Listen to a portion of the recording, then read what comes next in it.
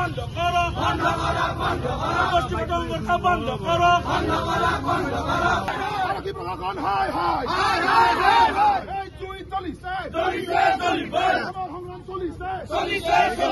কি হোক বুদ্ধি হোক খ্ৰীষ্টান হোক বা যিকোনো অমুছলমান যিসকল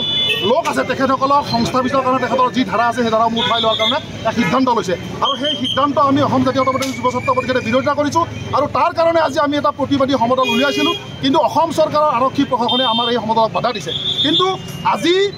এসপ্তাহ আগতে বিজেপি নেতৃত্বাধীন চৰকাৰে এই একে সমদল উলিয়াইছিল তেখেতসকলে কাৰ্গিল যুদ্ধৰ এটা সমদল তাতে কিন্তু তেখেতে বন্ধ কৰা নাছিল কিন্তু খিলঞ্জীয়াৰ বিৰুদ্ধে ইমান ষড়যন্ত্ৰ হৈ আছে তাৰ পাছতে আমি শান্তিপূৰ্ণ প্ৰতিবাদ কৰিছোঁ সেই প্ৰতিবাদ তেখেতসকলে আচলতে মহিও কৰিব বিচাৰিছে কিন্তু আমি কোনো পধ্যে মানি নলওঁ আমাৰ এটাই কথা অসম চুক্তিৰ যি 860গৰাকী শ্বহীদ হৈছিলে সেই শ্বহীদৰ কেঁচাতেজৰ মূল্য আমি অথলে যাব নিদিওঁ আৰু অসম চুক্তি ৰূপায়ণ হ'ব লাগিব আৰু অসম চুক্তিৰ যি নিয়ম অনুসৰি যিসকল 1971 চনৰ 24 মাৰ্চত অহা লোক আছে সেইসকল অসমত থাকিব পাৰিব আৰু বাকী হিন্দুৱে হওক বা মুছলমানে হওক যিকোনো ধৰ্মৰ লোক হওক অসমৰ পৰা যাব লাগিব কাৰণ অসমক আমি বিদেশীমুক্ত কৰিবই লাগিব আৰু অসমীয়াৰ কাৰণে এই যি বাংলাদেশী আছে হিন্দু হওক বা মুছলিমে হওক বা যিকোনো ধৰ্মৰ হওক তেখেতসকলৰ চৰণীয়া পথাৰ নহয় কিন্তু আমি লাজ পাইছোঁ আজি হিমন্ত বিশ্ব শৰ্মাৰ আগতে আমি অনুৰোধ জনাইছোঁ তেখেতে যি আৰক্ষী প্ৰশাসনক নিৰ্দেশ দিছে যে যিকোনো প্ৰকাৰে জাতীয় সংগঠনৰ যিসমূহ খিলঞ্জীয়াৰ বিৰুদ্ধে প্ৰতিবাদ আছে সেই প্ৰতিবাদ বন্ধ কৰিব লাগে কিন্তু আমি কোনো কাৰণত থমকি নাযাওঁ আমি ৰাজ্যৰ কাৰণে সদায় আছোঁ সদায় থাকিম গতিকে আমি আমাৰ প্ৰতিবাদী কাৰ্যসূচী কৰিমেই যুৱ ছাত্ৰ পৰিষদে আজি ৰাজ্যজুৰি অসম চৰকাৰৰ মুখ্যমন্ত্ৰী ডক্টৰ হিমন্ত বিশ্ব শৰ্মাই যি অসমৰ আৰক্ষী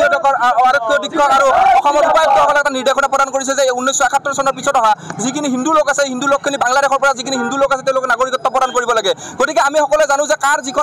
বিৰুদ্ধে ইতিমধ্যে আমাৰ উচ্চতম ন্যায়ালয়ত আমাৰ অসম জাতীয়তাবাদী যুৱ ছাত্ৰ পৰিষদৰ এটা গোচৰ চলি আছে তাৰ পিছতো উচ্চতম ন্যায়ালয়ৰ ৰায় কোনো ধৰণৰ গুৰুত্ব নিদিয়াকৈ অসমৰ মুখ্যমন্ত্ৰীয়ে যি ধৰণৰ সিদ্ধান্ত গ্ৰহণ কৰিছে তাত আজি অসম জাতীয়তাবাদী যুৱ ছাত্ৰ পৰিষদে বিৰোধিতা কৰিছোঁ আৰু এই পৰিপ্ৰেক্ষিতত আজি সমগ্ৰ অসমৰ লগতে আমি বজালী জিলাতো আজি আমি আৰক্ষীৰ বাধাক নেওচি আজি আমি প্ৰতিবাদ সাব্যস্ত কৰিছোঁ আৰু আমি এটা কথা স্পষ্টভাৱে ক'ব বিচাৰোঁ যে আজি হিন্দুৱে হওক বা জৈনে হওক বা শিখে হওক কোনো বাংলাদেশীক কোনো ধৰ্মৰ ভিত্তিত কোনো বাংলাদেশী সংস্থাপনত আমি অসম জাতীয়তাবাদী যুৱ ছাত্ৰ পৰিষদে আমি মানি ল'লোঁ ইয়াৰ লগতে আমি 1978 চনত আমাৰ সংগঠন যেতিয়া জন্ম হৈছিল তেতিয়া আমি ইনাৰলেণ্ড পাৰ্মিটৰ কথা আমি তেতিয়া দাবী কৰিছিলোঁ আৰু যেতিয়া ইনাৰলেণ্ড পাৰ্মিটৰ বিষয়টোক লৈ যেতিয়া আপোনালোকে গম পাইছে যে